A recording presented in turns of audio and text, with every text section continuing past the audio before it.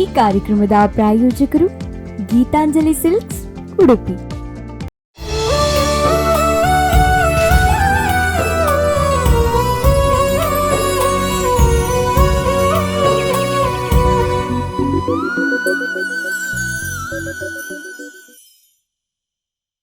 ಸ್ಪಂದನ ವಾಹಿನಿಯ ಸಮಸ್ತ ವೀಕ್ಷಕರಿಗೆ ನಮ್ಮೂರ ಜಾಣೆ ವಿಶೇಷ ಕಾರ್ಯಕ್ರಮಕ್ಕೆ ಸ್ವಾಗತ. ಈ ಕಾರ್ಯಕ್ರಮದಲ್ಲಿ ಪ್ರತಿ ವಾರ ಒಂದೊಂದು ಅದ್ಭುತ ಪ್ರತಿಭೆಗಳನ್ನು ನೀವು ನೋಡ್ತಾ ಬಂದಿದ್ದೀರಿ. ಈ ವಾರ ನಮ್ಮೊಂದಿಗೆ ಸವಿತಾ ಎರ್ಮಾಳ್ ವೃತ್ತಿಯಲ್ಲಿ ಉಪನ್ಯಾಸಕಿಯಾಗಿದ್ದುಕೊಂಡು ಪ್ರವೃತ್ತಿಯಲ್ಲಿ ಹವ್ಯಾಸಿ ಕಲಾವಿದರಾಗಿ ಭಾಷಣ ಕಲೆ ಆಗಿರಬಹುದು, ಯಕ್ಷಗಾನ ಆಗಿರಬಹುದು, ಇದರೊಂದಿಗೆ ಹಲವಾರು ಸಾಂಸ್ಕೃತಿಕ ಚಟುವಟಿಕೆಗಳಲ್ಲಿ ತೊಡಗಿಸಿಕೊಂಡು NSS ಅಧಿಕಾರಿ ಕೂಡ ಆಗಿದ್ದಾರೆ. ಬನ್ನಿ ಅವರನ್ನ ಮಾತಾಡ್ಸೋಣ. ಸೊ ಮೊದಲಿನಿಂದ ನಿಮ್ಮ ವಿದ್ಯಾ ಆ ಕ್ಷೇತ್ರದಿಂದಲೇ ಆರಂಭಿಸೋಣ. ನೀವೀಗ ಪ್ರಸ್ತುತ ಉಪನ್ಯಾಸಕರಾಗಿದ್ದೀರಿ. ಯಾವ ಕಾಲೇಜಲ್ಲಿ, ಎಲ್ಲಿ, ಅಲ್ಲಿನ ಮಕ್ಕಳು ಹೇಗೆ ನಿಮ್ಮೊಂದಿಗೆ ಒಡನಾಟದಲ್ಲಿದ್ದಾರೆ? ಈಗ ನಾನು ಕೆಲಸ ಮಾಡ್ತಾ ಇರೋದು ಸರ್ಕಾರಿ ಪದವಿ ಪೂರ್ವ ಕಾಲೇಜು ಬ್ರಹ್ಮಾವರದಲ್ಲಿ. ಅಲ್ಲಿ ಹೈಸ್ಕೂಲಲ್ಲಿ ನಾನು 2004ಗೆ ನಾನು ಅಲ್ಲಿ ಬಂದಿದ್ದು. ಪೋಸ್ಟ್ ಶಿಫ್ಟ್ ಆಯಿತು, ಅಲ್ಲಿಗೆ ಬಂದಿದ್ದೆ ಹೈಸ್ಕೂಲಿಗೆ. 2009ನಲ್ಲಿ ನಾನು ಕಾಲೇಜಿಗೆ ಪ್ರಮೋಷನ್ ಆಯಿತು. ಆನಂತರ ಅಲ್ಲೇ ಇದ್ದೇನೆ. ಒಂದು 6 ತಿಂಗಳು ಬಿತ್ಕಲ್ಕಟ್ಟೆ ಗೌರ್ಮೆಂಟ್ PU ಕಾಲೇಜಿಗೆ ಡೆಪ್ಯುಟೇಷನ್ ಆಗಿ ಹೋಗಿದ್ದೆ. ಅಲ್ಲಿ ಆಮೇಲೆ ಪ್ರಮೋಷನ್ ಆಗಿ ಕೂಡ 6 ತಿಂಗಳು ಬಿತ್ಕಲ್ಕಟ್ಟೆ ಕಾಲೇಜಲ್ಲಿ ಇದ್ದೆ. ಆನಂತರ ಪೋಸ್ಟ್ ಶಿಫ್ಟ್ ಆಗಿ ಮತ್ತೆ ಇಲ್ಲಿಗೆ ಬರುವ ಹಾಗಾಯಿತು, ಮ್ಯೂಚುವಲ್ ಟ್ರಾನ್ಸ್ಫರ್ ಆಗಿ. ಇಲ್ಲಿ ಬ್ರಹ್ಮಾವರ ನನ್ನ ಮನೆಯಿಂದ ಒಂದು 4-5 ಕಿಲೋಮೀಟರ್ ದೂರದಲ್ಲಿರೋದು. ಹಾಗೆ ಒಂಥರ ಲೋಕಲ್ ಎನ್ನುವ ಫೀಲು ಕೂಡ ಇದೆ. ಮಕ್ಕಳಂತೂ ಅದ್ಭುತ, ಬಹಳ ಚೆನ್ನಾಗಿ ನನ್ನೊಂದಿಗೆ ಹೊಂದಿಕೊಂಡಿದ್ದಾರೆ. ಮತ್ತು ನನಗೆ ಅವರ ಸಾಧಾರಣ ಹೇಳಬೇಕು ಅಂತ ಹೇಳಿದರೆ, ಈಗ ಒಂದು 25 ವರ್ಷ ಜಾಸ್ತಿ ಈ ವೃತ್ತಿಯಲ್ಲಿದ್ದು 26 ವರ್ಷಗಳು ಕಳೆದಿದ್ದೇನೆ. ಆದ್ದರಿಂದ ಸಾಧಾರಣ ಹದಿಹರೆಯದ ಮಕ್ಕಳ ಮನಸ್ಥಿತಿ ಹೇಗೆ ಎನ್ನುವಂಥದ್ದು ಪೂರ್ತಿಯಾಗಿ ಗೊತ್ತಿದೆ. ಅವರನ್ನು ಯಾವ ರೀತಿ ಮೌಲ್ಡ್ ಮಾಡಬೇಕು ಎನ್ನುವಂಥದ್ದು ಅರ್ಥ ಆಗಿದೆ ನಮಗೆ. ಅಂತೂ ವಿಶೇಷವಾಗಿ ಹೇಳಬೇಕು ಅಂತ ಹೇಳಿದರೆ, ಆ ಹದಿಹರೆಯದ ಮಕ್ಕಳ ಜೊತೆಗೆ ಒಡನಾಡಿ ಆಗಿರೋದು, ಅವರ ಸಮಸ್ಯೆಗಳಿಗೆ ಸ್ಪಂದಿಸೋದು, ಅವರ ಸಮಸ್ಯೆಗಳಿಗೆ ಕಿವಿಯಾಗುವುದು ಬಹಳ ಮುಖ್ಯ. ಹೌದು, ಯಾಕಂದ್ರೆ ಖಾಲಿ ಲೆಕ್ಚರ್ಸ್ ಅಂದ್ಕೂಡ್ಲೆ, ಟೀಚರ್ಸ್ ಅಂದ್ಕೂಡ್ಲೆ ಕೇವಲ ಅವರೊಟ್ಟಿಗೆ ಅಂದ್ರೆ ಪಾಠ ಮಾಡುವ ಅಷ್ಟೇ ಒಂದು ಸಂಬಂಧ ಅಲ್ಲ. ಅವರು ಮನೆಯಲ್ಲಿ ಇರುವ ಜಾಸ್ತಿ ಹೊತ್ತು ಕಾಲೇಜಲ್ಲಿ ಟೀಚರ್ನೊಟ್ಟಿಗೆ, ಲೆಕ್ಚರ್ಸ್ನೊಟ್ಟಿಗೆ ಒಡನಾಟ ಮಾಡಿರ್ತಾರೆ. ಸೊ ಹೀಗೆ ನೀವು ಮಕ್ಕಳೊಟ್ಟಿಗೆ ಇರ್ತೀರಿ. NSS ಹೇಗೆ, ಅಂದ್ರೆ ಯಾವುದೋ ಒಂದು ಸಬ್ಜೆಕ್ಟ್ ಟೀಚ್ ಮಾಡೋದು ಹೌದು, ಈ NSS ಹೇಗೆ ನಿಮ್ಮ ಜೊತೆ ಆಯಿತು? ನನಗೆ ಸಬ್ಜೆಕ್ಟ್ ಒಂದು ರೀತಿಯಲ್ಲಿ ಸಪೋರ್ಟಿವ್ ಆಗಿದ್ದರೆ, NSS ಅಂತೂ ನನ್ನ ಮಕ್ಕಳೊಟ್ಟಿಗೆ ಸಂಪೂರ್ಣವಾಗಿ ತೊಡಗಿಸಿಕೊಳ್ಳಲಿಕ್ಕೆ 100ಕ್ಕೆ 100 ನನಗೆ ಸಹಾಯ ಮಾಡಿದ್ದು. ಯಾವುದೋ ಒಂದು ಹಂತದಲ್ಲಿ ನನಗೆ ಒಂದು ವೈಯಕ್ತಿಕ ಕೆಲವು ಸಮಸ್ಯೆಗಳು ಬಂದಂತಾದಾಗ, ನಮಗೆ ಆಗ ಪ್ರಾಂಶುಪಾಲರಾಗಿದ್ದಂಥ ತಾರಾದೇವಿಯವರು, ನನ್ನ ಆರೋಗ್ಯ ಸಮಸ್ಯೆ ಅಂತ ಆಗ ಸ್ವಲ್ಪ ಇತ್ತು, ನಾನು ಸ್ವಲ್ಪ ಬೇಸರದ ಸ್ಥಿತಿಯಲ್ಲಿದ್ದಾಗ ತಾರಾದೇವಿ ಮೇಡಮ್ ಪ್ರಿನ್ಸಿಪಾಲ್ ಆಗಿದ್ದರು. ಅವರು ನನಗೆ NSS ಒಂದು ಮಾಡಲಿಕ್ಕೆ ಅವಕಾಶ ಬಂದಿದೆ ಸವಿತಾ, ನೀವು ಅದನ್ನು ನೋಡ್ಕೊಳ್ಳಿ, ನೀವು ಅದರ ಇನ್ಚಾರ್ಜ್ ನಿಮ್ಗೆ ಕೊಡ್ತೇನೆ ಅಂತ ಹೇಳಿದರು. ಆಗ ನಿಜವಾಗಿ ಗೊತ್ತಿಲ್ಲ ಅದು ಏನು ಏನು ಅಂತ ಗೊತ್ತಿಲ್ಲ. ತಗೊಂಡೆ, ಏನೋ ಸ್ವಲ್ಪ ಬ್ಯುಸಿ ಇಟ್ಕೊಳ್ಬೋದು ಅಂತ ಹೇಳ್ತಾರಲ್ಲ, ಎಂಟಿ ಮೈಂಡ್ ಇಸ್ ಡೆವಿಲ್ಸ್ ವರ್ಕ್ಶಾಪ್ ಅಂತ. ಸೊ ಇದರಲ್ಲಿ ಸ್ವಲ್ಪ ಬ್ಯುಸಿ ಇಟ್ಕೊಳ್ಬೋದು ಮನಸ್ಸು ಅಂತ ಅಂದ್ಕೊಂಡು ಒಪ್ಕೊಂಡು ತರಬೇತಿಗೆಲ್ಲ ಹೋಗಬೇಕಾಗಿ ಬಂತು. ಅಂದರೆ ಮನೆಯಲ್ಲಿ ಸ್ವಲ್ಪ ಸಮಸ್ಯೆ ಇತ್ತು. ಆಗ ಹಿರಿಯರೆಲ್ಲ ಇದ್ದರು, ಅತ್ತೆ ಮಾವನ ಅಕ್ಕ ಎಲ್ಲ ಇದ್ದರು. ತುಂಬ ಹಿರಿಯರಿದ್ದಾಗ ಸ್ವಲ್ಪ ಕಮಿಟ್ಮೆಂಟ್ಸ್ ಎಲ್ಲ ಇತ್ತು. ಆದರೂ ಅವರನ್ನೆಲ್ಲ ಒಂದು ಸ್ವಲ್ಪ ಕನ್ವಿನ್ಸ್ ಮಾಡಿಕೊಂಡು, ಮಗು ಕೂಡ 7 ತಿಂಗಳಿಗೆ ಹುಟ್ಟಿದವಳಾಗಿದ್ಲು, ಅವಳು ಪ್ರಿಮೆಚ್ಯೂರ್ ಬೇಬಿ. ಆದರೂ ಸ್ವಲ್ಪ ಎಲ್ಲ ಕನ್ವಿನ್ಸ್ ಮಾಡಿಕೊಂಡು ಇದಕ್ಕೆ ತೊಡಗಿಸಿಕೊಂಡ ನಂತರ ಮಾತ್ರ ನನ್ನ ಲೈಫ್ ಕಂಪ್ಲೀಟ್ ಬದಲಾಯಿತು. ಟರ್ನಿಂಗ್ ಪಾಯಿಂಟ್ ಸಿಕ್ತು. ಬೇರೆ ಬೇರೆ ಜನರೊಂದಿಗೆ ಬೆರೆಯುವ ಪರಿಸ್ಥಿತಿ ಬಂತು. ಮತ್ತು ಬೇರೆ ಬೇರೆ ಸಿಚುವೇಶನನ್ನು ಹೇಗೆ ಟ್ಯಾಕಲ್ ಮಾಡಬೇಕು ಅಂತ ಗೊತ್ತಾಯಿತು. ಬೇರೆ ಬೇರೆ ಊರಿನ ಮಕ್ಕಳು, ಅವರ ಸಮಸ್ಯೆಗಳು, ಅವರು ಅದಕ್ಕೆ ಸ್ಪಂದಿಸುವಂಥದ್ದು, ಭಾಷೆ ಎಲ್ಲವೂ ಕೂಡ ಬದಲಾಯಿತು.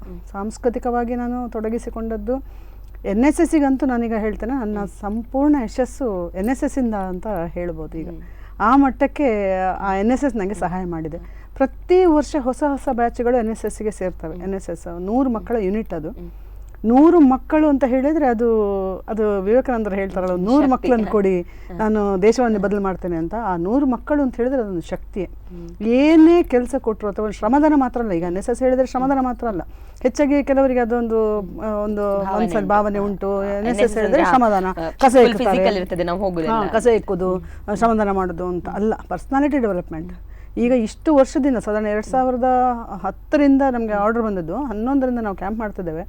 ಇಷ್ಟು ಸಮಯದಿಂದ ಮಾಡಿದ ಕ್ಯಾಂಪ್ಗಳಿರ್ಬೋದು, NSS ಆ್ಯಕ್ಟಿವಿಟೀಸ್ ಇರ್ಬೋದು, ಮಕ್ಕಳಿಗೆ 1-2 ವರ್ಷದಲ್ಲಿ ಅವ್ರಿಗೆ PUC ಅಲ್ಲಿ ಇರೋದು, 2 ವರ್ಷದಲ್ಲಿ ಅದರ ಪರಿಣಾಮ ಗೊತ್ತಾಗುತ್ತೆ. ನನಗೆ ಇಷ್ಟು ವರ್ಷದಲ್ಲಿ ನನ್ನ ಮೇಲೆ ಅದು ಇನ್ಫ್ಲುಯೆನ್ಸ್ ಆಗಿದೆ ಅಂತ ಹೇಳಿದ್ರೆ ಅದು ಬಹುಶಃ ಕನಸು ಮನಸ್ಸಲ್ಲೂ ನನಗೆ NSS ನನ್ನಿಂದ ದೂರ ಆಗ್ತದೆ ಅಂತ ಅದನ್ನು ಇಟ್ಕೊಳ್ಳಿಕ್ಕೆ ಸಾಧ್ಯ ಇಲ್ಲ. ಬಟ್ ಅದೇ ರೀತಿ ಏನಂತ ಹೇಳಿದ್ರೆ ನಾವು ನಿಯತ್ತಲ್ಲಿ ಕೆಲಸ ಮಾಡಿದ್ದಕ್ಕೆ ಒಂದಲ್ಲ ಒಂದು ಕಡೆ ದೇವರು ಅದನ್ನು ಗುರುತಿಸ್ತಾರೆ ಅಂತ ಹೇಳೋದು ಕೂಡ ಸತ್ಯವೇ. ಪೇರೆಂಟ್ಸ್ ಮುಖ್ಯವಾಗಿ ಯಾವ್ಯಾವ ಮೆಂಟ್ಯಾಲಿಟಿಯ ಮಕ್ಕಳನ್ನು ಹೊಂದಿದಂಥ ಪೇರೆಂಟ್ಸು ನನಗೆ ಥ್ಯಾಂಕ್ಸ್ ಹೇಳುವಾಗ, ಮೇಡಮ್ ನಿಮ್ಮ NSS ಇಂದಾಗಿ ನೋಡಿ ಇಂಥದ್ದಾಯಿತು, NSS ಕ್ಯಾಂಪಿಗೆ ಹೋಗಿ ಈ ರೀತಿ ಬದಲಾದ, ಬಹಳ ಸಂತೋಷ ಮೇಡಮ್ ಅಂತೇಳಿ ಅವರು ಮೆಚ್ಚುಗೆ ಮಾತು ಹೇಳುವಾಗ ನಮಗೊಂದು ಸಾರ್ಥಕತೆ ಕಾಣ್ತದೆ, ತುಂಬ ಖುಷಿ ಆಗ್ತದೆ. ಅದು 7 ದಿನದ ಕ್ಯಾಂಪ್ಗಳನ್ನೆಲ್ಲ ಮುಗಿಸಿ ಬರುವಾಗಂತೂ ಮನಸ್ಸೇ ಇಲ್ಲ. ಈಗ ಪ್ರತಿ ನಮ್ಮ ಕ್ಯಾಂಪ್ಗಳು ಒಂಥರ ಸ್ಪೆಷಲ್ ಇರ್ತದೆ. ಎಂತೆಂಥ ಇಂಟೀರಿಯರ್ ಪ್ಲೇಸಲ್ಲಿ ಮಾಡಿದ್ದೇವೆ, ಶಾಸ್ತಾವು, ಕನ್ನಾರು, ಮಂದರ್ತಿ, ಹೊಸಕಟ್ಟೆ, ಹಾಗೆ ಬೇರೆ ಬೇರೆ ಜಾಗದಲ್ಲಿ ಮಾಡಿದ್ದೇವೆ. BVTಯಲ್ಲಿ ಕೂಡ ನಾವು ಕ್ಯಾಂಪ್ ಮಾಡಿದ್ದೇವೆ, AV ಬಾಳಿಗದಲ್ಲಿ ಕ್ಯಾಂಪ್ ಮಾಡಿದ್ದೇವೆ, ಹಾಗೆ ಬೇರೆ ಬೇರೆ ಜಾಗದಲ್ಲಿ ಕಮಲಶಿಲೆಯಲ್ಲಿ 2 ವರ್ಷ ಕಮಲಶಿಲೆಯಲ್ಲಿ ಮಾಡಿದ್ದೇವೆ. ಅಲ್ಲಿ ಬಿಟ್ಟು ಬರುವಾಗ ಹೋಗುವಾಗ ಒಂದು ರೀತಿಯ ಮೆಂಟಾಲಿಟಿ ಇದ್ದರೆ ಮಕ್ಕಳಿಗೂ ಊರವರಿಗೂ ಎಲ್ಲ, ಅಲ್ಲಿಂದ ಬಿಟ್ಟು ಬರಬೇಕಾದ್ರೆ ಎಲ್ಲ ಲೈನ್ ನಿಂತು ಊರವರು ಸಮೇತ ಕಣ್ಣೆಲ್ಲ ನೀರು ನಾಳೆಗೆ ನೋಡ್ಲಿಕ್ಕೆ ಸಿಗೋದಿಲ್ಲ ಅಂತ ಹೇಳುದು. ಮಕ್ಕಳಂತೂ ಅಮ್ಮನನ್ನು ಬಿಟ್ಟು ಹೋದ್ರೆ ಹೇಗಾಗ್ತದೆ ಹಾಗೆ ಅನಿಸ್ತದೆ ಅವರಿಗೆ. ನಮ್ಮ ಕ್ಯಾಂಪಲ್ಲಿ ಶ್ರಮದಾನ ಮಾತ್ರ ಅಂತಲ್ಲ, ಕಲ್ಚರಲ್ ಆಕ್ಟಿವಿಟೀಸು ಎಲ್ಲ ಕ್ಯಾಂಪ್ಗಳಲ್ಲಿ ಇರ್ತದೆ. ಬಟ್ ನಮ್ಮ ಕ್ಯಾಂಪ್ ಏನು ಸ್ಪೆಷಲ್ ಅಂದರೆ ಅಲ್ಲಿ ತಾಯಿ ಮಕ್ಕಳ ರಿಲೇಷನ್ ಇರ್ತದೆ. ಒಂದು ಮಗು ಹುಷಾರಿಲ್ಲ ಅಂದರೆ ಅದು ನನ್ನ ಮಗುಗೆ ಹುಷಾರಿಲ್ಲದ ಸ್ಥಿತಿಯಲ್ಲಿ ನಾವು ಯೋಚನೆ ಮಾಡ್ತೇವೆ. ಮತ್ತು ಶ್ರಮದಾನ ಮಾಡಿ ಬರೋ ಮಕ್ಕಳಿಗೂ ಹಾಗೆ, ಅದು ಮಕ್ಕಳಿಗೆ ಕೆಲಸ ಮಾಡಿ ಗೊತ್ತಿರೋದಿಲ್ಲ, ಬಿಸಿಲಲ್ಲಿ ಇದ್ದು ಗೊತ್ತಿಲ್ಲ, ಅಂಥದ್ದೆಲ್ಲ ಇರ್ತದೆ. ಮತ್ತು ನಿದ್ದೆಗೆ ಸಮಸ್ಯೆ ಆಗಬಾರ್ದು ಅಂತೇಳಿ ನಾವು ನನ್ನಂತೂ ನನ್ನ ಮಗಳಿಗಾದರೂ ಮಾಡ್ತೇನೆ ಹಾಗೆ. ಪ್ರತಿನಿತ್ಯ ತೆಂಗಿನ ಎಣ್ಣೆಯನ್ನು ಅಂಗೈಯಲ್ಲಿ ಹಾಕಿ ತಲೆಗೆ ಹಾಕಿ ತಟ್ಟಿ ಮಸಾಜ್ ಮಾಡ್ತೇನೆ ಆ ಮಕ್ಕಳಿಗೆ. ಅದು ಅಂತೂ ಶುರುವಿನ ದಿನ ಮಕ್ಕಳಿಗೆ ಗೊತ್ತಾಗೋದಿಲ್ಲ, ಅಯ್ಯೋ ಬೇಡ ಮೇಡಮ್ ನಾವು ಎಣ್ಣೆ ಹಾಕೋದಿಲ್ಲ, ವರ್ಷಗಟ್ಟಲೆ ಆಯಿತು ಎಣ್ಣೆ ಹಾಕದೆ ಅಂತ ಹೇಳ್ತಾರೆ. ಬಟ್ ಮತ್ತೆ ಅವರೇ ಕೇಳ್ತಾರೆ, ಮೇಡಮ್ ಇವತ್ತು ಎಣ್ಣೆ ಹಾಕೋದಿಲ್ಲ ತಲೆಗೆ ಎಣ್ಣೆ ಹಾಕಿ ಮೇಡಮ್. ನನ್ನ ತಲೆ, ಕೆಲವು ಮಕ್ಕಳು ಹೇಳೋದು ನೋಡಬೇಕು, ನನ್ನ ತಲೆಯನ್ನು ನಮ್ಮ ಅಲ್ಲದೆ ಇವತ್ತು ಯಾರು ಮುಟ್ಲಿಲ್ಲ ಮೇಡಮ್, ಎಷ್ಟು ವರ್ಷ ಆಯ್ತು ನಾನು ನಮ್ಮ ತಲೆಗೆ ಎಣ್ಣೆ ಹಾಕದೆ ಅಂತ. ಬಟ್ ಆ ಫೀಲ್ ಅದು ಮಕ್ಕಳಿಗೆ ಪಾಪ ಮನೆಯನ್ನು ಬಿಟ್ಟು ಬಂದಿರ್ತಾರೆ, ಇಲ್ಲಿ ಅವರಿಗೆ ಆ ಫೀಲ್ ಪ್ರೀತಿ ಸಿಗುವಾಗ ಅಂತೂ ಬಹಳ ಖುಷಿ ಆಗ್ತದೆ ಅವರಿಗೆ. ಮತ್ತು ಅಲ್ಲಿ ಸಾಂಸ್ಕೃತಿಕವಾಗಿ ತೊಡಗಿಸಿಕೊಳ್ತಾರೆ, ಸ್ಟೇಜ್ ಫೇರ್ ಹೋಗ್ತದೆ, ಅವ್ರ ಹತ್ರವೇ ಭಾಷಣ, ಸ್ಟೇಜ್ ಕಾರ್ಯಕ್ರಮಗಳನ್ನೆಲ್ಲ ಅವ್ರ ಹತ್ರವೇ ಮಾಡಿಸ್ತಾನೆ. ಮತ್ತು ಮುಖ್ಯವಾಗಿ ನಮ್ಮದೊಂದು ಕುಣಿತ ಭಜನೆ, ಮಕ್ಕಳು ಹೋದಲ್ಲಿ ನಾವು ಕ್ಯಾಂಪ್ ಹೋದಲ್ಲಿ ಕುಣಿತ ಭಜನೆ ಮಾಡ್ತೇವೆ. ಕೆಲವು ಕಡೆ ಏನು ಮಾಡ್ತಾರೆ ಅಂದರೆ DJ ಗೀಜೆ ಹಾಕ್ಕೊಂಡು ಕುಣಿಯೋದು ಅದು ಇದೆಲ್ಲ ಮಾಡಿದೆ. ಅಂದರೆ ಈಗಿನ ಸಂಸ್ಕೃತಿ ಮಕ್ಕಳು ಅದು ಕೇಳ್ತಾರೆ ಅದು ಕೊಡೋದು ಅಂತ, ಮಕ್ಕಳು ಕೇಳಿದ್ ಕೊಡೋದಲ್ಲ. ನಾವು ಹಿರಿಯರಾದವರು ಮಕ್ಕಳಿಗೆ ಏನು ಬೇಕು ಅದನ್ನು ನಾವು ಯೋಚನೆ ಮಾಡಿ ಕೊಡಬೇಕು. ಮಕ್ಕಳು ಕೇಳಿದ್ದನ್ನು ಕೊಡುವಂಥದ್ದು ನಮ್ಮ ಸಂಸ್ಕೃತಿ ಆಗಬಾರ್ದು. ಬಟ್ ಈಗ ಅವರಿಗೆ ಅನಿಸ್ಬೋದು, ಅಯ್ಯೋ ನಮ್ಮ DJ ಕುಣಿಸ್ಲಿಲ್ಲ. ಇಲ್ಲ, DJ ಕುಣಿಸೋದಲ್ಲ, DJ ಯಾರು ಕುಣಿತಾರೆ, ಅದು ಎಲ್ಲೂ ಕುಣಿಬೋದು, ಅದಲ್ಲ. ಸಂಸ್ಕಾರ ಸಿಗೋದು ನಮ್ಮಂಥ ಇಂಥ NSS ಶಿಬಿರಗಳಲ್ಲಿ.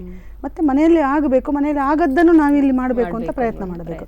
ನಮ್ಮ ಶಿಬಿರದ ಕೊನೆಗೂ ಹಾಗೆ ನಾವು ಕ್ಯಾಂಪ್ ಫೈರ್ ಅಂತ ಮಾಡೋದಲ್ಲ, ದೀಪವಂದನ ಕಾರ್ಯಕ್ರಮ ಅಂತ ಮಾಡ್ತೇವೆ. ದೊಡ್ಡ ಒಂದು ರಂಗೋಲಿ ಎಲ್ಲ ಹಾಕಿ, ಅಥವಾ ಕೆಲವೊಮ್ಮೆ ಭಾರತದ ಚಿತ್ರ ಬಿಡಿಸಿ ಒಂದು ಹಣತೆಯಿಂದ ಮತ್ತೊಂದು ಹಣತೆಯನ್ನು ಬೆಳಗಿಸಿ ಒಂದು ದೀಪವಂದನ ಕಾರ್ಯಕ್ರಮ ಅಂತ ಮಾಡ್ತೇವೆ. ಅದು ತುಂಬಾ ಹಾರ್ಟ್ ಟಚಿಂಗ್ ಆಗಿರ್ತದೆ ಮಕ್ಕಳಿಗೆ. ಮಕ್ಕಳೊಟ್ಟಿಗಂತೂ ಆ ಸೆಲೆಬ್ರೇಷನ್ ಅಂದರೆ ಅದು ನನಗೂ ಫೀಲ್ ಆಗ್ತದೆ. ಮಕ್ಕಳನ್ನ ಬಿಟ್ಟು ಬರಬೇಕಾದ್ರೆ ನನ್ನ ಮಗಳಂತೂ ಯಾವಾಗಲೂ ಹೇಳೋದುಂಟು, ನಾನೊಬ್ಬಳೇ ಮಗಳಲ್ಲ ಅಮ್ಮ, ನಿಂಗೆ ಎಷ್ಟು ಜನ ಅಮ್ಮ ಅಂತ ಕರೀತಾರೆ ನಿನ್ನನ್ನು ಅಂತ. ಅದೆಲ್ಲ ಫೀಲ್ ಅದು ಖುಷಿ ಕೊಡುವಂಥದ್ದು. ಮತ್ತು ನಮ್ಮ ಕಾಲೇಜ್ ಮಕ್ಕಳು ಮಾತ್ರ ಅಲ್ಲ, ನನಗೆ ಸ್ಟೂಡೆಂಟ್ಸ್ ಆಗಿ ಈ NSSನ ದಿಸೆಯಿಂದ ನಾನು ಸ್ಟೇಟ್ ಲೆವೆಲ್ ಕ್ಯಾಂಪ್ಗಳಿಗೆ ಬೇರೆ ಬೇರೆ ಕಡೆ ಹೋಗ್ತೇನೆ, national level camp, state level ಕ್ಯಾಂಪ್ಗಳಿಗೆಲ್ಲ. ನಾನು ಹೋಗುವಾಗ ನನ್ನದೊಂದು ಪರಿಪಾಠ ಇಟ್ಕೊಂಡಿದ್ದೇನೆ. ಏನು ಹೇಳಿದರೆ, ನಾನು ಆ ಕ್ಯಾಂಪಲ್ಲಿ ನಾನೇನಾದರೂ ಡೆಪ್ಯುಟೇಷನ್ ಆಗಿ ಹೋಗೋದು ಅಂತಿದ್ದರೆ ಸುತ್ತಮುತ್ತಲ ಕಾಲೇಜ್ನೆಲ್ಲ ಪ್ರೋಗ್ರಾಮ್ ಆಫೀಸರಿಗೆ ಹೇಳ್ತೇನೆ, ನಾನು ಹೋಗ್ತಾ ಇದ್ದೇನೆ, ನಿಮ್ಮ ಕಾಲೇಜಿನ ಮಕ್ಕಳನ್ನು ಕಳಿಸಿದ್ರೆ ಕಳಿಸಿ ಅಂತ. ಅಂದರೆ ಯೂಶ್ವಲಿ ಗಂಡ್ಸು ಪ್ರೋಗ್ರಾಮ್ ಆಫೀಸರ್ ಇದ್ದರೆ ಹೆಣ್ಮಕ್ಳನ್ನು ಕಳಿಸ್ಲಿಕ್ಕೆ ಸ್ವಲ್ಪ ಯೋಚನೆ ಮಾಡ್ತಾರೆ, ಹೇಗೆ ಮಾಡೋದು ಎಂತ ಏನು ಅಂತ. ಕಷ್ಟ ಆದರೂ ಹೇಳ್ಕೊಳ್ಳಿಕ್ಕೆ ಆಗೋದಿಲ್ಲ ಮಕ್ಕಳಿಗೂ. ಸೊ ನಾನು ಲೇಡೀಸ್ ನಾನೇ ಹೋದಾಗ ಬರೋದಿದ್ರೆ ಬರಲಿ ಅಂತ ಹೇಳ್ತೇನೆ. ಹಾಗೆ ಸಾಧಾರಣ ನಾವು ಹೋಗೋದು ಒಂದು 20-25 ಜನ ಒಟ್ಟಿಗೆ ಹೋಗೋದು, ಒಂದಷ್ಟು ಜನ ಸ್ಟೂಡೆಂಟ್ಸ್, ಬೇರೆ ಬೇರೆ ಕಾಲೇಜಿನ ಮಕ್ಕಳು. ಅದು ಒಂದು ರೀತಿಯ ಒಂದು ವೈವಿಧ್ಯತೆಯಲ್ಲಿ ಏಕತೆ ಹೇಳಿದ ಹಾಗೆ ಆಗ್ತದೆ. ಮತ್ತು ನಮ್ಮ ಒಂದು ಏರಿಯಾದವರೆಲ್ಲ ಹೋಗುದು, ಇಡೀ ಒಂದು ಬಾಂಡೇಜ್ ಅಲ್ಲಿ ಬಿಲ್ಡಪ್ ಆಗ್ತದೆ. ಮತ್ತು ಅಲ್ಲಿ ನಮ್ಮ ಚಾಪನ್ನು ನಾವು ಬಿಡುವಂಥವರಲ್ಲ. ಅಲ್ಲಿ ಯಾವುದೇ ನಮ್ಮ ರಾಜ್ಯದ ಯಾವುದೇ ಮೂಲೆಗೆ ಹೋದರೂ ನಮ್ಮ ಇಡೀ ಟೀಮ್ ಅಲ್ಲಿ ಒಂದು ಹೆಸರು ಮಾಡ್ತದೆ. ಬಹಳ ಒಂದು ಅನ್ಯೋನ್ಯತೆ ಇರ್ತದೆ. ಹಾಗೆ ಅನ್ಯೋನ್ಯತೆ ಬೆಳೆದು ಎಷ್ಟು ಎಷ್ಟು ಮಕ್ಕಳು, ಎಷ್ಟು ಕಾಲೇಜ್ನ ಮಕ್ಕಳು ಇವತ್ತಿಗೂ ನನ್ನ ಅಮ್ಮ ಅಂತ ಕರೆಯೋ ಮಕ್ಕಳು ಇದ್ದಾರೆ. ಇವತ್ತಿಗೂ ಕೂಡ ಎಲ್ಲಿವರೆಗೆ ಒಂದು ಬಾಂಧವ್ಯ ಉಂಟು ಹೇಳಿದರೆ, ಒಂದು ಹುಡುಗಿ ಈಗ ಅವಳು ಮಲ್ಪೆ ಸ್ಟೇಷನಲ್ಲಿ ಪೊಲೀಸ್ ಆಗಿದ್ದಾಳೆ, ಭವ್ಯ ಅಂತ. ಅವಳಂತೂ ಅಮ್ಮ ಅಂತೆ, ನನ್ನ ಎರಡನೇ ಅಮ್ಮ ಅಂತಲೇ ನನ್ನನ್ನು ಕರೆಯುವಂಥದ್ದು. ನನ್ನ ಮೊನ್ನೆಯ ಕ್ಯಾಂಪಿಗೂ ಬಂದಿದ್ದಾಳೆ. ನನಗೆ ಒಂದು ಆರೋಗ್ಯ ಸಮಸ್ಯೆ ಆಗಿ ಒಂದು ಮಣಿಪಾಲದಲ್ಲಿ ಸರ್ಜರಿ ಆಗಬೇಕಾಗಿ ಬಂತು. ಆಗ ನನ್ನನ್ನು ಎಲ್ಲೋ ನೋಡಿದವಳು, ಮೇಡಮ್ ನೀವೆಲ್ಲಿ ಆಸ್ಪತ್ರೆಯಲ್ಲಿ ಅಂತ. ನಂಗೆ ಹೀಗೆ ಒಂದು ಸರ್ಜರಿ ಉಂಟು ಅದಕ್ಕೆ ಬಂದಿದ್ದೆ ಅಂತ ಹೇಳಿದೆ. ನನ್ನ ಅಮ್ಮನನ್ನು ಮನೆ ಕಳಿಸಿ ನನ್ನೊಟ್ಟಿಗೆ ಇದ್ದದ್ದೇ ಅವಳು. ಅಂದರೆ ಆ ರೀತಿಯ ಬಾಂಧವ್ಯವರೆಗೆ ಉಂಟು. ಅದು ಎಲ್ಲವೂ ಸಾಧ್ಯದ NSS ನಿಂದ. ಬಹುಶಃ ನೀವು ಕೊಟ್ಟಂತಹ ಪ್ರೀತಿ ನಿಮಗೆ ಹೇಗೋ ಹಿಂದೆ ಸಿಗ್ತದೆ, ಒಂದಲ್ಲ ಒಂದು ರೀತಿಯಲ್ಲಿ ಹಿಂದೆ ಬರ್ತದೆ. ನೋಡಿದ್ರಲ್ಲ ವೀಕ್ಷಕರೇ, ಒಂದಷ್ಟು ವಿಷಯಗಳನ್ನು ಮಾತಾಡ್ತಾ ಇದ್ದೇವೆ. ಇನ್ನೂ ಸಾಕಷ್ಟು ವಿಷಯಗಳನ್ನು ಮಾತನಾಡಲಿಕ್ಕಿದೆ. ಕೇವಲ ಈಗ ಅವರ ಟೀಚಿಂಗ್ ಆಗಿರಬಹುದು, NSS ಫೀಲ್ಡ್ ಖಾಲಿ ಅದರ ಬಗ್ಗೆ ಮಾತನಾಡಿದ್ವಿ. ಅದನ್ನು ಹೊರತುಪಡಿಸಿ ಅವರಿಗೆ ಸಿಕ್ಕಂತಹ ಅವಾರ್ಡ್ಸ್ ಆಗಿರಬಹುದು, ಪ್ರಶಸ್ತಿಗಳು, ಅದರ ಜೊತೆಗೆ ಅವರ ಬೇರೆ ಹವ್ಯಾಸಿ ಕ್ಷೇತ್ರಗಳು ಎಲ್ಲದರ ಬಗ್ಗೆ ಮಾತನಾಡಲಿಕ್ಕಿದೆ. ಅದರದಕ್ಕಿಂತ ಮುಂಚೆ ಒಂದು ಪುಟ್ಟ ವಿರಾಮ. ಈ ಕಾರ್ಯಕ್ರಮದ ಪ್ರಾಯೋಜಕರು ಗೀತಾಂಜಲಿ ಸಿಲ್ಕ್ಸ್, ಉಡುಪಿ.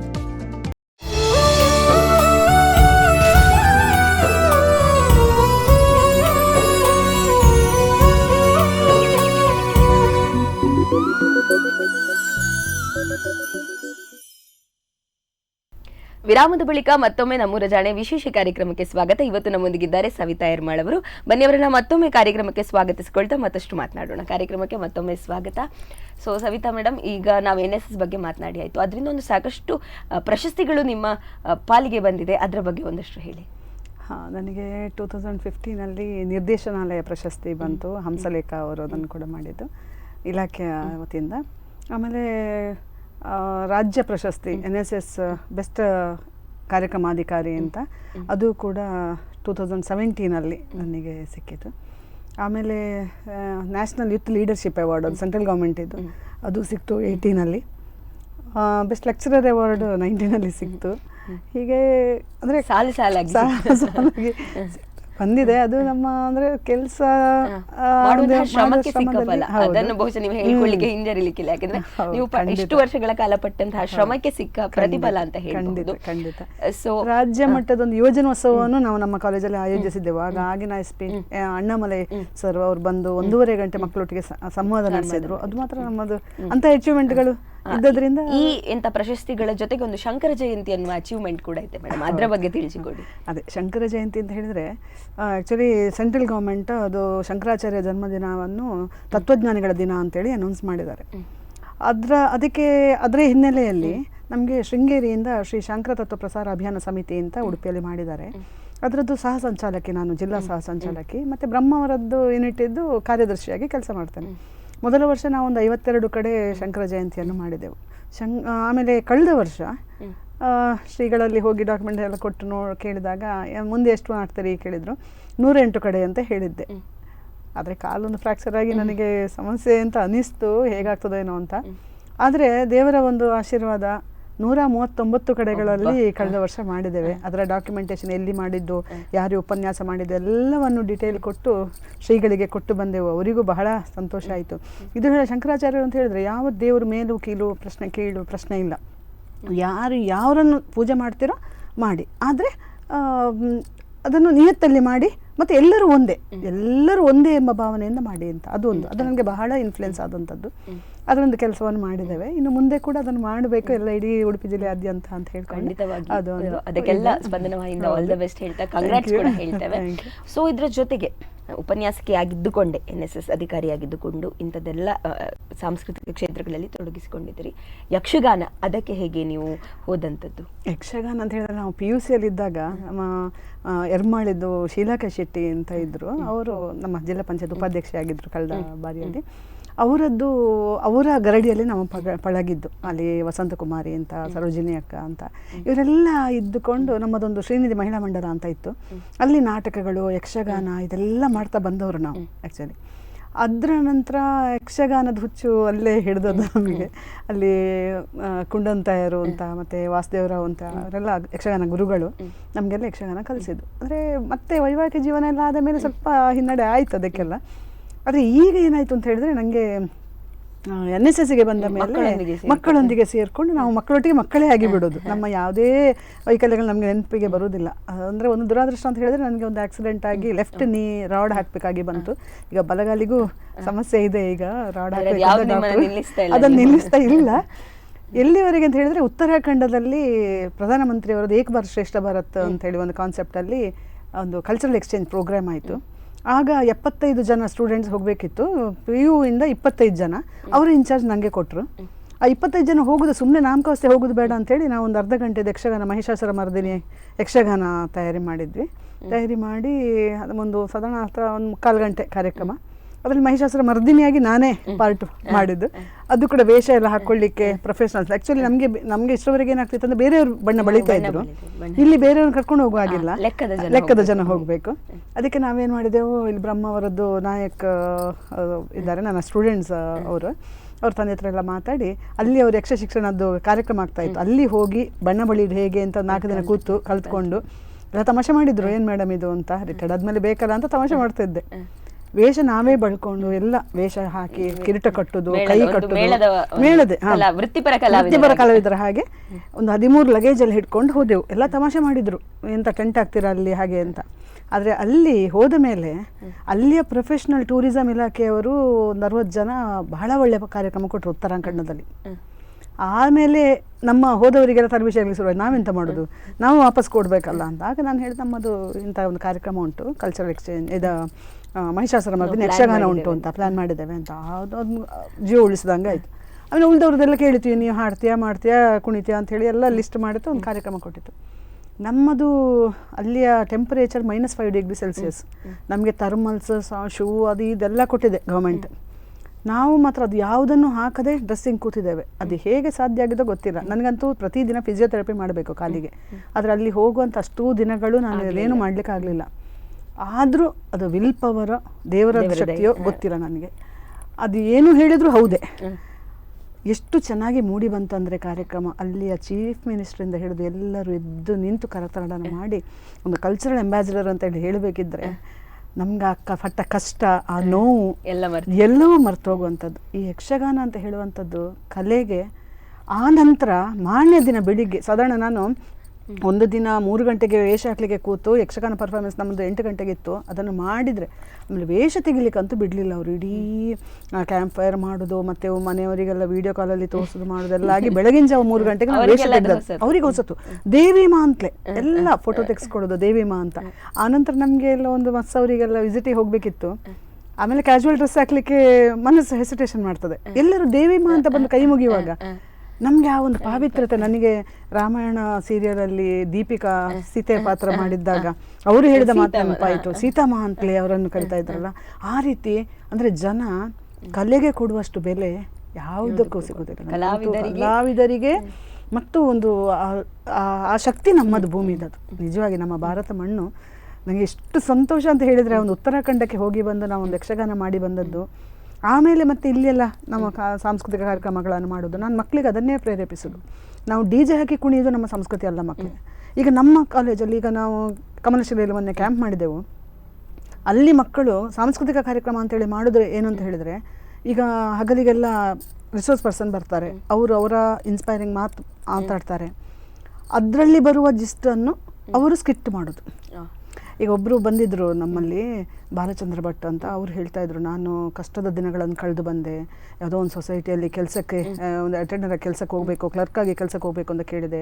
ಆಗ ಅವ್ರು ನಿಮ್ಮಂಥವ್ರಿಗೆ ಇದಲ್ಲ ಅಂತೇಳಿ ಕಳಿಸಿಬಿಟ್ರು. ಅಲ್ಲಿ ಒಂದಿನ ಫ್ಲಾಗ್ ಹೋಸ್ಟ್ ಆಗ್ತಾ ಇತ್ತು. ಆಗ ನಾನು ಒಂದು ದಿನ ಫ್ಲಾಗ್ ಹೋಸ್ಟ್ ಮಾಡಬೇಕು ಅಂತ ಕನಸು ಕಾಣ್ತಿದ್ದೆ.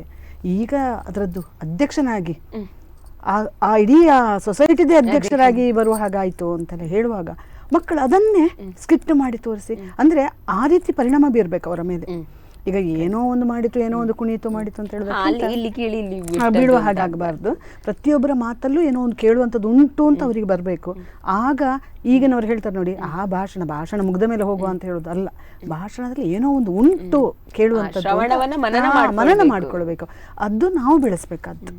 ಭಾಷಣ ಕಲೆ ಸಾಧಾರಣ ಅಲ್ಲಿ ಒಳ್ಳೇದು ಅಂತ ಹೇಳುವುದಿಲ್ಲ, ಆದರೆ ಹೇಳಬೇಕಾದ್ದನ್ನು ಸರಿಯಾದ ಸಮಯದಲ್ಲಿ ಅರ್ಥ ಆಗುವ ಹಾಗೆ ಹೇಳುವಂತ ಒಂದು ಧೈರ್ಯ ಇದೆ. ಎಷ್ಟು ಇಫೆಕ್ಟ್ ಆಗ್ತದೆ ಗೊತ್ತಿಲ್ಲ, ಅದು ಕೇಳುವವರು ಹೇಳಬೇಕು. ಅಂತೂ ಈಗ ನಾನು ಡಿವಿಷನ್ ಆಫೀಸರ್ ಆಗಿದ್ದೇನೆ. ಈಗ ಕಾರ್ಯಕ್ರಮಾಧಿಕಾರಿಯಾಗಿ ಇಷ್ಟು ವರ್ಷ ಕೆಲಸ ಮಾಡಿ ಈಗ ಒಂದು 3-4 ವರ್ಷದಿಂದ ಉಡುಪಿ, ಮಂಗಳೂರು, ಕೊಡಗು ಜಿಲ್ಲೆಗಳಿಗೆ ನಾನು ಡಿವಿಷನ್ ಆಫೀಸರ್ ಆಗಿ ವಲಯಾಧಿಕಾರಿಯಾಗಿದ್ದೇನೆ NSS ಇದು. ಆದ್ದರಿಂದ ಅದು ಮತ್ತೊಂದು ಪ್ಲಸ್ ಪಾಯಿಂಟ್. ಕಾರ್ಯಕ್ರಮಾಧಿಕಾರಿಗಳ ಒಡನಾಟ ನನಗೆ ಈಗ. ಅವ್ರು ಮಾಡುವ ಶಿಬಿರಗಳಿಗೆ ಭಾಗವಹಿಸಿ ಮಾತಾಡಲೇಬೇಕು, ಪ್ರೇರೇಪಿಸಲೇಬೇಕು. ಸ್ಟೂಡೆಂಟ್ಸನ್ನು, ಸ್ವಯಂ ಸೇವಕರನ್ನು, ಸ್ಟೂಡೆಂಟ್ಸನ್ನು, ಆಫೀಸರ್ಸನ್ನು ಎಲ್ಲರನ್ನೂ ಕೂಡ ಕೆಲಸ ಮಾಡುವ ಹಾಗೆ, ಮತ್ತೆ ಒಳ್ಳೆ ಕೆಲಸ ಮಾಡುವವರನ್ನು ಎನ್ಕರೇಜ್ ಮಾಡಬೇಕು. ಅದು ಬಹಳ ಮುಖ್ಯ ನೋಡಿ. ಯಾವಾಗಲೂ ಈಗ ನಮ್ಮನ್ನು ಎಷ್ಟೋ ಜನ ಈಗ ಕೆಲಸ ಮಾಡಿದ್ದನ್ನು ಒಂದಷ್ಟು ಏನೋ ನೆಗೆಟಿವ್ ಹೇಳ್ತಾ ತಿರುಗಬಹುದು. ಈ ಒಬ್ರು ಮಾಡಿದ ಒಳ್ಳೆ ಕೆಲಸವನ್ನು ಗುರುತಿಸ್ಲಿಕ್ಕೂ ನಮಗೊಂದು ಯೋಗ್ಯತೆ ಬೇಕು. ಹೌದು, ನಾವು ಮಾಡಿದ್ದನ್ನು ಯಾರೋ ಒಬ್ರು ಗುರುತಿಸಿದ್ದಕ್ಕೆ ನಾವು ಒಂದು ಈ ಸ್ಥಾನದಲ್ಲಿ ಇದ್ದೇವೆ. ಈಗ ನನಗೆ ಕಾರ್ಯಕ್ರಮಾಧಿಕಾರಿಯಾಗಿ ಒಳ್ಳೆ ಕೆಲಸ ಮಾಡ್ತಾ ಇರುವಾಗ ಈಗ ನಮ್ಮ ಜಿ ಶಂಕರ್ ಅವರು ಹಾಗೆ ಅವರು ನಾವು ಬ್ಲಡ್ ಡೊನೇಷನ್ ಕ್ಯಾಂಪ್ ಮಾಡ್ತಾ ಇದ್ರು. ಆಗ ನಾವು ಜಾಥಾ ಮಾಡಿ ಮತ್ತೆ ಸ್ಟೂಡೆಂಟ್ಸ್ನ ಪೇರೆಂಟ್ಸ್ ಹತ್ರ ಎಲ್ಲ ಬ್ಲಡ್ ಡೊನೇಷನ್ ಮಾಡುವ ಹಾಗೆ ಪ್ರೇರೇಪಿಸ್ತಾ ಇದ್ದೆವು. ಅದು ಸತತವಾಗಿ ಒಂದು 5-6 ವರ್ಷ ಮಾಡಿದಾಗ ಅವರಿಗೂ ಬಹಳ ಖುಷಿ ಆಯಿತು ನಮ್ಮ ತಂಡದ ಬಗ್ಗೆ. ಅವ್ರು ಕೇಳಿದ್ರು, ಮೇಡಮ್ ಏನು ಬೇಕು ಕೇಳಿದಾಗ ನಮ್ಮ NSS ಮಕ್ಕಳಿಗೆ ಯೂನಿಫಾರ್ಮ್ ಕೊಡಿ ಕೇಳಿದಾಗ 100 ಮಕ್ಕಳಿಗೂ ಯೂನಿಫಾರ್ಮ್ ಕೊಟ್ಟಿದ್ದಾರೆ NSS ಇದ್ದು. ಅದು ಇವತ್ತಿಗೂ ಅಷ್ಟು ಚಂದ ಮೇಂಟೈನ್ ಮಾಡ್ಕೊಂಡು ಬರ್ತಾ ಇದ್ದೇವೆ ನಾವು. ಅಂದರೆ ಗುರುತಿಸ್ತಾರೆ ಜನ, ಗುರುತಿಸ್ಲಿಕ್ಕೂ ಒಂದು ಯೋಗ್ಯತೆ ಬೇಕು ಹೇಳ್ತೇನೆ ನಾನು.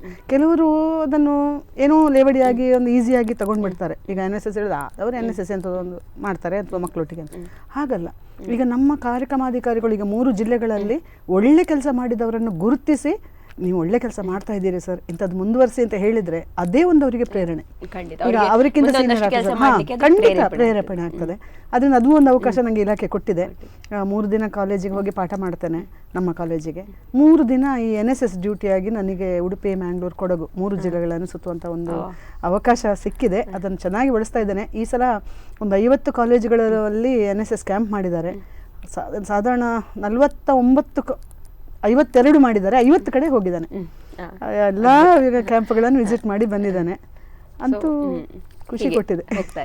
ಸೊ ಇದರ ಎಲ್ಲದರ ಜೊತೆಗೆ ಬರವಣಿಗೆಯಲ್ಲಿ ಕೂಡ ಆಸಕ್ತಿ ಇದೆ. ಬಹುಶಃ ಇಷ್ಟು ಅನುಭವಗಳಿರುವಾಗ ಇಷ್ಟು ವಿಷಯಗಳಿಗೆ ಕಿವಿಯಾದಾಗ ಖಂಡಿತವಾಗಿ ಬರೆಯುವ ಆಸಕ್ತಿ ಮೂಡುತ್ತದೆ. ಸೊ ಬರವಣಿಗೆಯ ಬಗ್ಗೆ ಬರವಣಿಗೆ ಬರೀತಾ ಇದ್ದೇನೆ. ಆದರೆ ಅದೇ ನಾನು ಪುಸ್ತಕ ಮಾಡಲಿಕ್ಕೆ ಅಂತೇಳಿ ಮುಂದೆ ಹೋಗ್ಲಿಕ್ಕೆ ಆಗ್ತಾ ಇಲ್ಲ. ಅಂದ್ರೆ ಅರ್ಧಂಬರ್ಧ ಬರಿತಾ ಪುರ್ಸೊತ್ತು ಇಲ್ಲ. ಮತ್ತೆ ಸ್ವಲ್ಪ ಸಂಘ ಸಂಸ್ಥೆಗಳಿಗೆ ಅಥವಾ ಎಲ್ಲವನ್ನು ಸೇರಿರೋದ್ರಿಂದ ಸ್ವಲ್ಪ ಸಮಯ ಕೂಡ ನಾನು ಫ್ಯಾಮಿಲಿಗೂ ಕೊಡಬೇಕು. ಇರೋದು ಒಬ್ಳು ಮಗಳು, ಅವಳು ಈಗ ಇಂಜಿನಿಯರಿಂಗ್ ಕಲಿತಾ ಇದ್ದಾಳೆ. ಅವಳಿಗೆ ಸಮಯ ಕೊಡಬೇಕು. ಮನೆಯಲ್ಲಿ ಮತ್ತೆ ಯಾರು ಬೇರೆ ಇಲ್ಲ. ಇಷ್ಟೆಲ್ಲ ಮಾಡುವಾಗ ಬಹುಶಃ ನೀವು ಇಷ್ಟು ವರ್ಷಗಳ ನಿರಂತರ ಸಾಧನೆ, ನಿರಂತರ ಪರಿಶ್ರಮ ಇದೆ, ನಿರಂತರ ಸಾಧನೆ ಇದೆ, ನಿರಂತರ ಚಟುವಟಿಕೆಗಳಿವೆ. ಇದೆಲ್ಲದಕ್ಕೂ ನಿಮ್ಮ ಜೊತೆಗೆ ನಿಮ್ಮ ಕಾಲೇಜ್, ಸ್ಕೂಲ್ ಎಷ್ಟು ಇಂಪಾರ್ಟೆಂಟ್ ಆಗ್ತದೋ, ನಿಮ್ಮ ಮನೆಯವರು ತುಂಬಾ ಅಂದ್ರೆ ತುಂಬಾ ಮುಖ್ಯ ಪಾತ್ರ ವಹಿಸಿರ್ತಾರೆ. ಸೊ ಅವರ ಒಂದು ಏನ್ ಹೇಳುವಂಥದ್ದು, ನಿಮಗೆ ಸಪೋರ್ಟ್ ಹೇಗಿದೆ, ಅವರ ಒಂದು ಎನ್ಕರೇಜ್ಮೆಂಟ್ ಹೇಗಿದೆ? ಈಗ ಸ್ಟಾರ್ಟಿಂಗ್ ಹೇಗಿತ್ತಂದ್ರೆ, ನಮ್ಮದೊಂದು ಸಾಂಪ್ರದಾಯಿಕ ಕುಟುಂಬ. ಅತ್ತೆ, ಮಾವನ ಅಕ್ಕ ಎಲ್ಲ ಇದ್ದರು. ಮತ್ತು ನನ್ನ ಮೈದುನ ಕೂಡ ಮನೆಯಲ್ಲೇ ಇದ್ದರು. ಹಾಗೆ ಆಗ ಅದೊಂಥರ ರೀಬರ್ತ್ ನನಗೆ. ಅಲ್ಲೆಲ್ಲ ಆ್ಯಕ್ಟಿವಿಟೀಸಲ್ಲಿ ಇದ್ದು ಇಲ್ಲಿ ಬಂದ ಕೂಡ ಒಂದು ಸಂಪ್ರದಾಯಸ್ಥ ಮನೆಗೆ ಬಂದ ಕೂಡಲೇ ಅಲ್ಲೇ ಒಂದು ನಿಂತು ಹೋದ ಹಾಗೆ ಅಂತ ಇತ್ತು ಸ್ಟಾರ್ಟಿಂಗಲ್ಲಿ.